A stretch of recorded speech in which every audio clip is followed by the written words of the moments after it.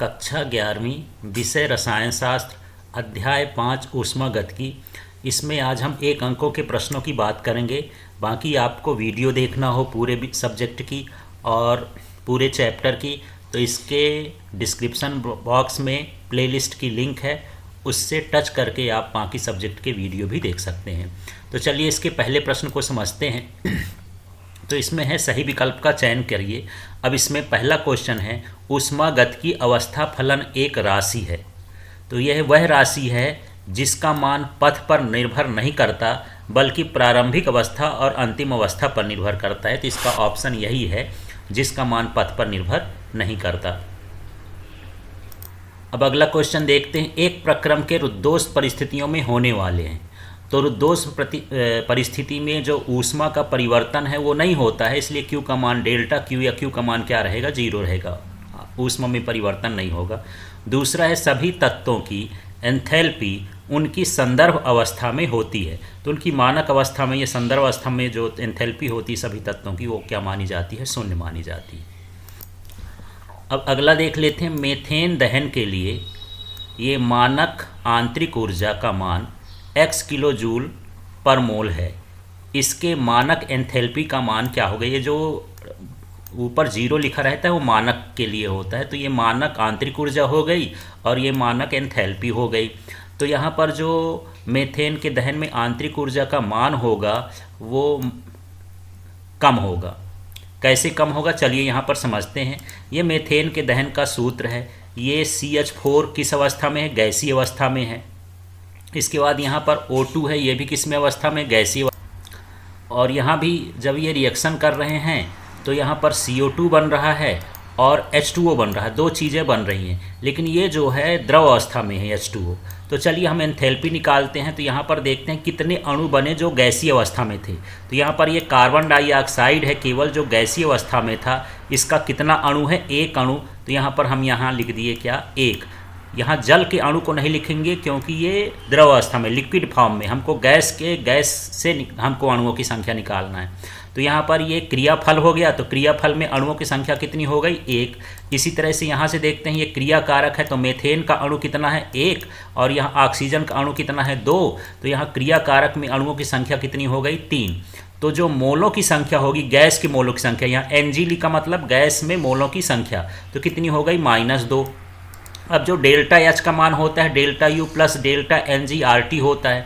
यदि यहाँ पर डेल्टा Ng का मान -2 रखेंगे तो ये -2 आ गया, इसका मान ऋणात्मक हो गया। इसका मतलब ये है कि जो एंथैल्पी का मान है वह आंतरिक ऊर्जा से क्या होगा, कम होगा। तो इस तरह से हमको यहाँ पर मोलों की संख्या देख लेना है कि धनात्मक आता है कि ऋणात्मक आता है। यदि यहाँ पर मोलों की संख्या ऋणात्मक होगी कि आंतरिक ऊर्जा का मान क्या होगा, जाएगा, कम हो जाएगा। अगला प्रश्न देखते हैं। किसी तंत्र को बंद तंत्र कहा जाता है यदि वह परिवेश के साथ विनिमय करता है, तो द्रव्य का नहीं केवल ऊर्जा का विनिमय करता है, तो वो क्या कहलाता है, बंद तंत्र कहलाता है। तो बंद तंत्र वही है जो द्रव्य का स्थानांतरण नहीं करता है परिवेश के साथ, केवल ऊर्जा का स्थानांतरण करता है, उसे बंद तंत्र कहते हैं। तो इसका C ऑप्शन सही है। अगला है निम्न में से कौन सा एंथैल्पी परिवर्तन सदैव ऋणात्मक होता है। तो दहन एंथैल्पी परिवर्तन या जब ऑक्सीजन के साथ क्रिया होती है तो इसकी एंथैल्पी परिवर्तन हमेशा क्या होती है, ऋणात्मक होती है। अगला प्रश्न है। एक बम कैलोरी मीटर द्वारा निम्न का मापन किया जाता है। तो इसमें बम कैलोरी ऊष्मा का मापन किया जाता है और आंतरिक ऊर्जा का मापन किया जाता है। तो यहाँ ऊष्मा है और वो भी ऊष्मा कब, स्थिर आयतन पर, QV पर है। तो बम कैलोरी पर जो हम है स्थिर आयतन पर हम किसी वस्तु के या पदार्थ की ऊष्मा का मापन किससे करते हैं, बम कैलोरी मीटर से। तो ये ध्यान रखना है, ये P भी है, ये PV भी है। तो ये स्थिर दाब पर है, कांस्टेंट प्रेशर पर, ये कांस्टेंट वॉल्यूम पर। तो QV पर हम क्या ज्ञात करते हैं, ऊष्मा ज्ञात करते हैं स्थिर आयतन पर कैलोरी मीटर द्वारा। अगला प्रश्न है। ऊष्मागतिकी के प्रथम नियम के अनुसार, तो जो प्रथम नियम का सूत्र होता है ये होता है डेल E बराबर Q प्लस डेल W। यहाँ डेल्टा U भी लिख सकते हैं, आंतरिक ऊर्जा को इससे भी दर्शा देते हैं, उससे भी दर्शा देते हैं। अगला है। यदि गैसीय अभिक्रिया में अभिकारकों एवं उत्पादों की मोलों की संख्या समान हो तो यहाँ पर यदि अभिकारक के मोलों की संख्या और उत्पादों की मोलों की संख्या समान होती है तो एंथैल्पी का मान आंतरिक ऊर्जा के क्या होता है, बराबर होता है। अब अगला प्रश्न है हेस का नियम संबंधित है।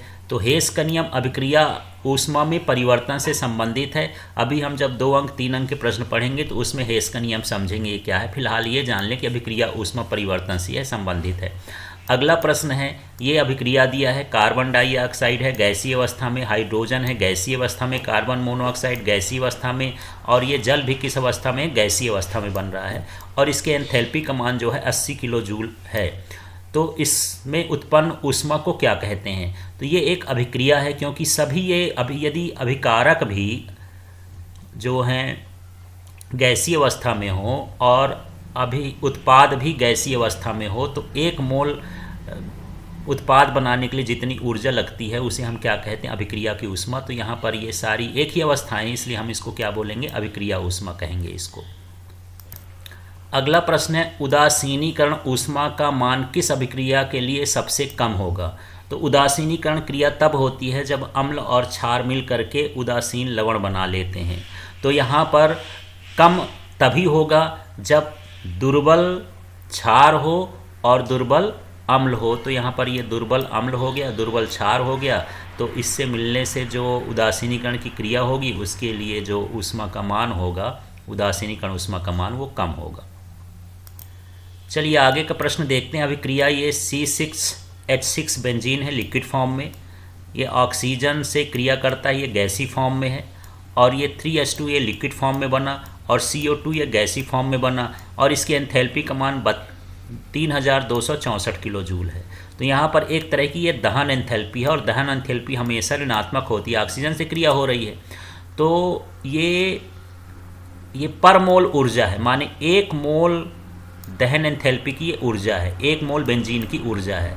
अब यहाँ पर कितना ग्राम बेंजीन है, 3.9 ग्राम बेंजीन है, तो कितनी ऊष्मा उत्पन्न होगी? तो हम जानते हैं मोलों की संख्या निकालते हैं, तो हमको यहाँ पर पहले उसका ग्राम द्रव्यमान लिखना पड़ता है। तो बेंजीन का ग्राम द्रव्यमान कितना हो गया, 3.9।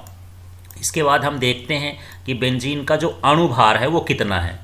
तो अणुभार देखिए, कार्बन का कितना होता है, 12, तो 12 और 6 है, तो 12 छंग 78, ये किसका अणुभार हो गया, कार्बन का। इसके साथ हाइड्रोजन भी है, 12 छंग 72 होता है, तो यहाँ पर 12 छंग 72, तो 72 जो है कार्बन का परमाणु भार हो गया, और ये हाइड्रोजन का कितना है, 6, तो इसका अणुभार कितना हो जाएगा, 78। तो बेंजीन का अणुभार कितना हुआ, 78। अब बेंजीन कितने ग्राम है, 3.9 ग्राम, तो ये हम लिखेंगे 3.9 ग्राम, और बटे में कितना हो जाएगा, 78, इस तरह से। और कितनी ऊर्जा निकलती है, तो ये ऊर्जा का मान कितना है, यदि हम चिन्ह नहीं लेते हैं तो 3264 ये ऊर्जा का मान हो गया। इस तरह से हल करेंगे, ये दशमलव हटाएंगे तो ये 780 आ जाएगा। अब 39 से 78 को काटेंगे तो 78, 39 दूनी 78 होता है, तो कितना आ जाएगा, 20 आ जाएगा।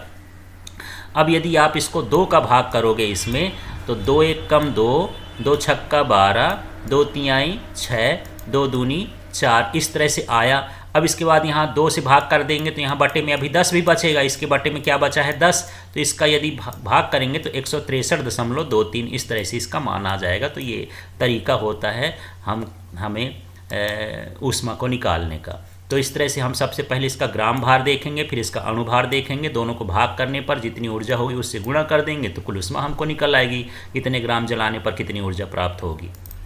अब यहाँ रिक्त स्थानों को देखते हैं। दहन ऊष्मा डेल्टा एच का मान सदैव खाली स्थान होता है, तो दहन ऊष्मा का मान हमेशा ऋणात्मक होता है। उदासीनीकरण ऊष्मा का मान सदैव खाली स्थान होता है, तो ये 57.1 किलो जूल होता है। फिर है स्थिर दाब पर किसी तंत्र की संपूर्ण ऊष्मा को खाली स्थान कहते हैं, तो ये संपूर्ण ऊष्मा एंथैल्पी कहलाती है। जल का वाष्पीकरण खाली स्थान परिवर्तन है, तो ये ऊष्मा शोषी है, ये ऊष्मा का शोषण करता है, इसके बाद फिर वाष्पीकरण होता है। इसके बाद ये 5वां है H2Cl2 2HCl से 44 ग्राम संभवन ऊष्मा निकलती है। तो संभवन ऊष्मा का मान कितना होगा, तो यहाँ पर हम देख रहे हैं कि यहाँ जो ऊर्जा निकल रही है, यहाँ पर देखिएगा, ध्यान दीजिएगा, ये 2 हाइड्रोक्लोरिक अम्ल के 2 अणु की ऊर्जा है। यदि हम 1 मोल की ऊर्जा निकालेंगे तो इसमें 2 का भाग कर देंगे तो कितना हो जाएगा, 42 किलो कैलोरी, क्योंकि संभवन ऊष्मा जो होती है वो 1 मोल पदार्थ के लिए होती है। तो यहाँ पर 1 मोल पदार्थ के लिए जब हम निकालेंगे तो ये इसका आधा हो जाएगा, 44 का आधा, क्योंकि यहाँ पर 2 मोल बन रहे हैं। अगला है प्रक्रम जो तापरोधी होता है। तो जो तापरोधी होता है उसको रुद्धोष्म प्रक्रम भी कहते हैं। 1 मोल पदार्थ को जलाने पर उत्सर्जित होने वाली ऊष्मा की मात्रा को खाली स्थान कहते हैं। तो दहन की ऊष्मा है, क्योंकि जला रहे हैं तो दहन ही कहला जाएगा। इस तरह से इसमें खाली स्थान भरना है। अब देखते हैं सही जोड़ी। तो यहाँ पर देख लेते हैं क्या क्या है। तो जल की वाष्पन अभिक्रिया, तो ये कैसी अभिक्रिया होती है? ऊष्मा शोषी होती है, तो इसका ऊष्मा शोषी हो जाएगा। दूसरा है साम्य अवस्था में मुक्त ऊर्जा परिवर्तन। तो साम्य अवस्था में जो मुक्त ऊर्जा का मान होता है वो क्या होता है? शून्य होता है। तीसरा है नियत दाब पर ऊष्मा परिवर्तन को।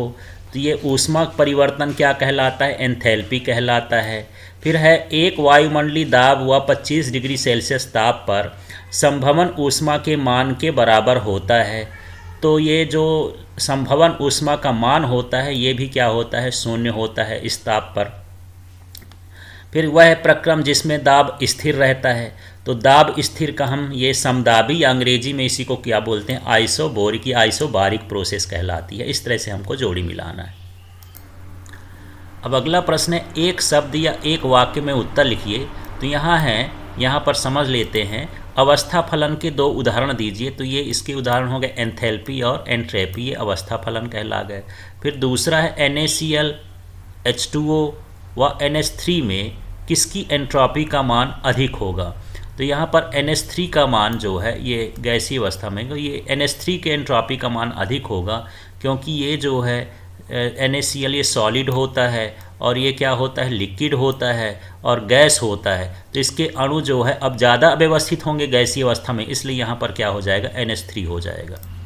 तो चलिए इसको एक बार देख लीजिए। ये सोडियम क्लोराइड है सॉलिड स्टेट में, ठोस अवस्था में। ये जल है द्रव अवस्था में। और ये NH3 गैस है, ये गैस अवस्था में है। इनमें से किसकी एंट्रोपी अधिक होती है? तो हमेशा ही गैस के अणुओं की एंट्रोपी अधिक होती है। तो यहाँ पर क्या सही हो जाएगा? NH3 इसमें हो जाएगा। तीसरा है डेल्टा G बराबर delta H minus T delta S समीकरण को किसने प्रतिपादित किया था? तो इसने गिब्स हेल्महोल्ट्ज़ ने प्रतिपादित किया था। इसे गिब्स हेल्महोल्ट्ज़ समीकरण भी कहा जाता है। अगला प्रश्न है ऊष्मा गतिकी के प्रथम नियम का समीकरण लिखिए।